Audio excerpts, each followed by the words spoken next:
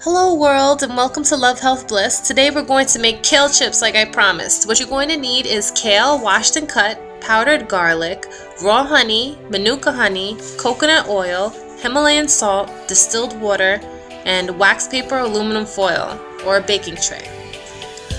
So let's get started. I have a bag of kale greens. It's already washed and cut for me, which is great.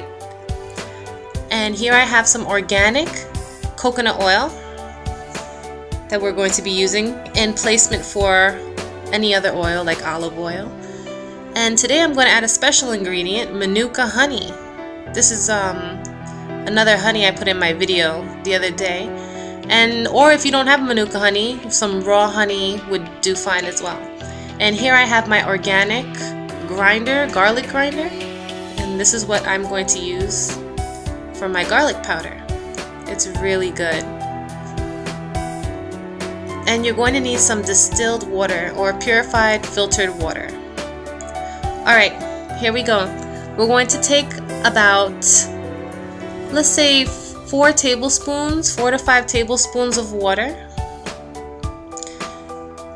And now we're going to take some manuka honey.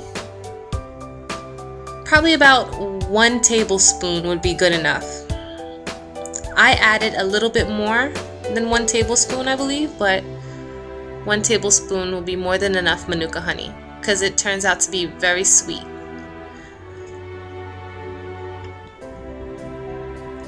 And the fire is on a low-medium heat.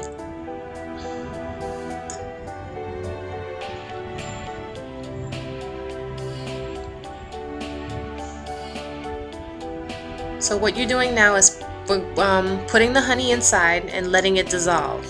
Taking the ingredients that take longer to dissolve and put them in there first. And now we're going to add the raw honey. And this I added most likely 3 tablespoons of honey, but I suggest if you want it a little bit less sweeter, then do 2 tablespoons of honey. So that's 1 tablespoon of manuka honey and 2 tablespoons of regular raw honey. But if you do not have manuka honey, you could just do 3 tablespoons of raw honey and that would be perfect.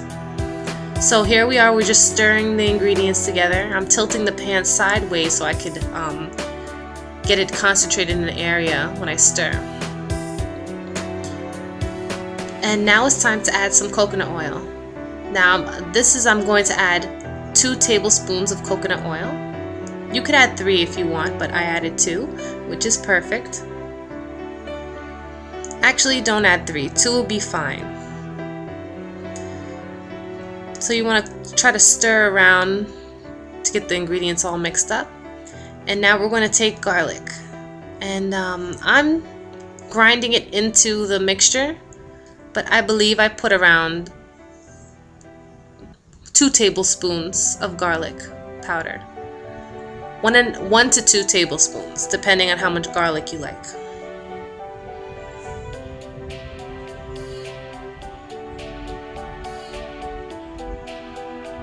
Keep on stirring the ingredients until you get this where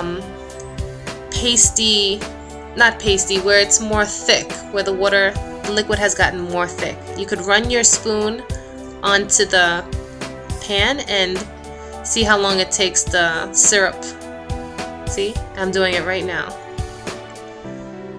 The thicker it is, the slower it'll take to come back into place. I added a little bit more honey, but don't go by me right now. That's a little bit too much honey for me from when it came out. Not overly too much, but I would do with 1 tablespoon less of honey. So 3 tablespoons of honey, guys. Alright, we have the mixture. Let it cool for a while till it gets warm, not hot.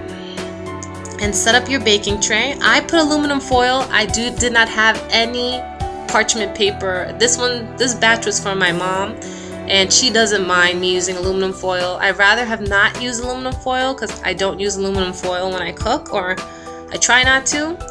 So next video, I'm going to do it on parchment paper, wax paper. So stir your mixture a little bit more to get the particles all mixed together. And now we're going to start mixing some of the kale inside the bowl. The pieces are smaller than what I usually would do, rip them myself, but that's perfectly fine. Mix it well together. You're gonna end up mixing it with your hands at the end, so just try to mix as much as you can. We're gonna fill up this whole tray with kale, and I've used half the bag, filled up that whole tray. Alright, so I mixed up some, and we're going to place it on the tray, and I still have more of my syrup left, so I just added more in my pan. Since it's small, I couldn't fit a lot of kale in it, so I just added more at a time. Yes, and one fell on my table, I saw. And going back in there, because my table is clean, I wiped it down, and this is going for myself and my mother, so I'm not selling these at all. If I was selling these, I would be wearing gloves and doing everything more carefully, but for video purposes, this is how I'm doing. So you take the mixture and mix it all up and make sure it's not too watery or moist, but just try to put enough in there that it's coated, evenly coated, and a little on the dry side, not too moist. But if it's a little bit moist, I guess you can try to mess around with the temperature in the oven. So you want to separate these kales as much as possible so you get an even cook.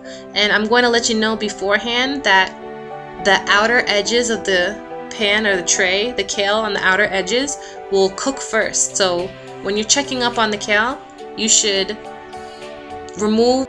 Okay, so we're done filling up the tray with the kale. Looks beautiful, beautifully aligned. Alright, so the next step is adding the Himalayan salt.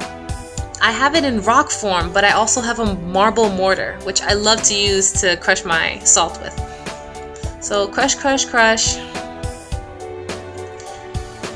Crush the salt up.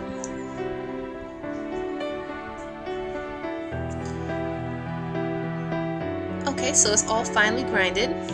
Now we're going to take our garlic powder and sprinkle it all over the top of the kale, so the flavor can be there a little bit more.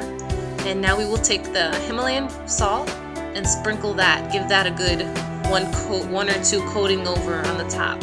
Alright, after we finish this, we're going to pop this in the oven and bake it for 10 to 20 minutes on 350 degrees, always checking on it periodically every 10 minutes.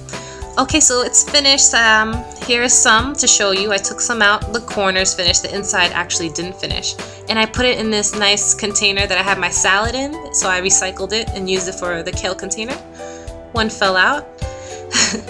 And as you can see, it came out looking awesome. Very crunchy. It didn't come out soggy. After it pops out, you could actually put them in the refrigerator for a little bit for the coating, the syrup coating, to harden and crystallize on the kale chip, and it'll come out crunchy and delicious. This was one of my best recipes, actually.